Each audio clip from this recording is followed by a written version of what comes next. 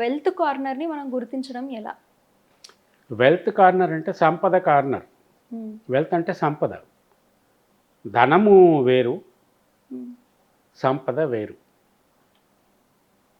ధనము అంటే నువ్వు సంపాదించిన ధనం ఒక దగ్గర పెట్టుకోవటం, అదంతా ధనం. సంపద సంపద అంటే ఏంటంటే ధనాన్ని క్రియేట్ చేసేది సంపద.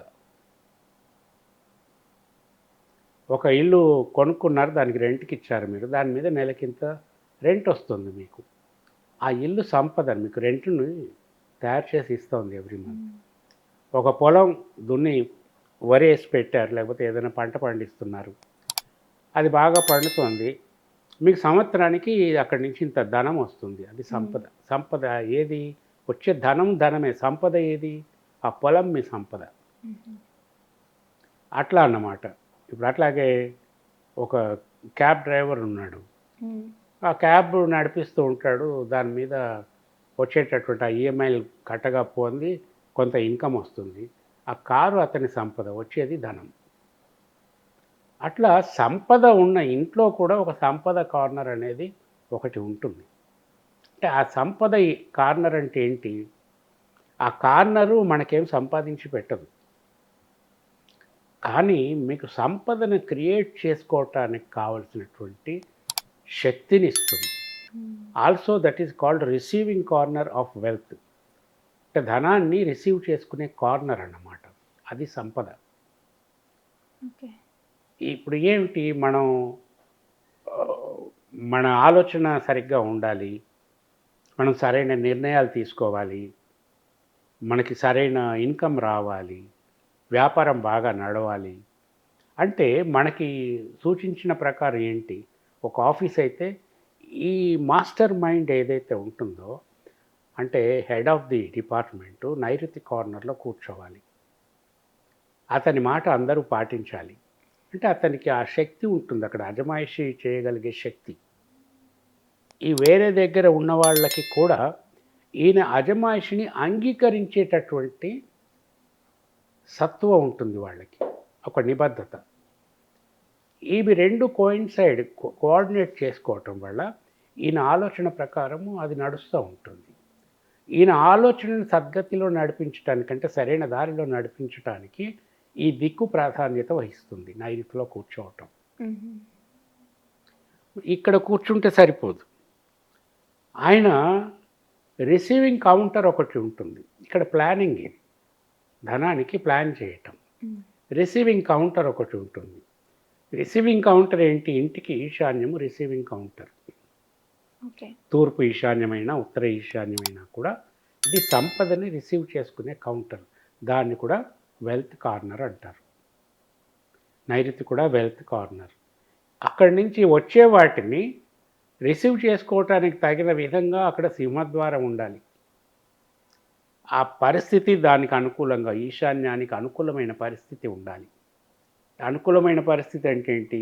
ఈశాన్యం నైరుతి కంటే కొంచెం పల్లంగా ఉండటం, సింహద్వారం సరైన పద్ధతిలో ఉండటం, సింహద్వారానికి ఎదురుగా ఉండకూడనివి ఉండకపోవటం, సింహద్వారం అలంకారమై ఉండటము, ఇవన్నీ అన్నమాట. సో ఇక్కడ ఆలోచన, ఎగ్జిక్యూషన్ నైరుతి, రిసీవింగ్ కౌంటర్ ఈశాన్యం. ఈ రెండిటి కోఆర్డినేషన్ వల్ల సంపద వృద్ధి చెందుతూనే ఉంటుంది నిరంతరం. అట్లా వీటిని వెల్త్ కార్నర్స్ అంటారు. ఈ వెల్త్ కార్నర్స్ బాగున్న దగ్గర సంపద ఎప్పుడు వృద్ధి చెందుతూనే ఉంటుంది. ఇది ఇంటికి కూడా వర్తిస్తుంది, కేవలం ఆఫీసులకే కాదు. మాస్టర్ బెడ్రూమ్ నైరుతిలో ఉంటుంది, ఆయన నిద్రపోయేది అక్కడే, పొద్దున లేచి 2 అడుగులు నడిచేది ఈశాన్యం వైపు అక్కడి నుండే.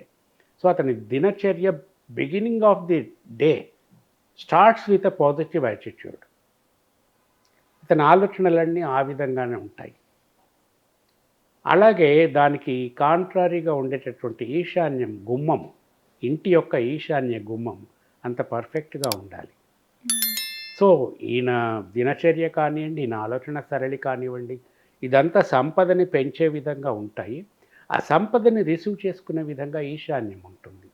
మళ్ళీ ఇంట్లో కూడా ఈ రెండింటి యొక్క కోఆర్డినేషన్ ఏదైతే ఉంటుందో, దీనివల్ల ఆ ఇంట్లో సంపద నిరంతరం వృద్ధి చెందుతూనే ఉంటుంది. ఓకే. ఒకవేళ ఈ యజమానికి ఇంటి దగ్గర, ఆఫీస్ దగ్గర కూడా ఇలాగే నైరుతి, ఈశాన్యాలు చాలా బాగుండి కోఆర్డినేట్ చేసుకుంటూ ఉంటాయనుకోండి, ఈయన సంపద రెండింతలు, మూడింతలు పెరిగిపోతూనే ఉంటుంది. హ్మ్. ఇవన్నీ తెలుసుకున్న వాళ్ళు వీటిని ఆచరించి మంచి ఫలితాలు పొందుతారు. ఇక్కడ నమ్మకము, మూఢనమ్మకము ఇది సమస్య కాదు. హ్మ్. ఈవెన్ హిట్లర్ అంతటి వాడు, హిట్లర్ తెలుసు కదా, నిరంకుశుడు. హ్మ్. హిట్లర్ అంతటి వాడు మన భారతదేశంలో నేపాల్ దగ్గర ఉన్న సంబాల నగరం కోసం చాలా ప్రయత్నం చేశాడు. హ్మ్. అక్కడ ఏదో ఉంది, అక్కడ ఏదో ఉంది, దాన్ని దొరకపెడితే తను ఏమైనా చేయగలడు, తనకు అనేక శక్తులు వస్తాయని నమ్మాడు. హ్మ్. నమ్మకము ఎప్పుడు మూఢనమ్మకం అని కొట్టిపారేయకూడదు. మూఢనమ్మకాలు కొన్ని ఉంటాయి, అన్నీ మూఢనమ్మకాలు కాదు.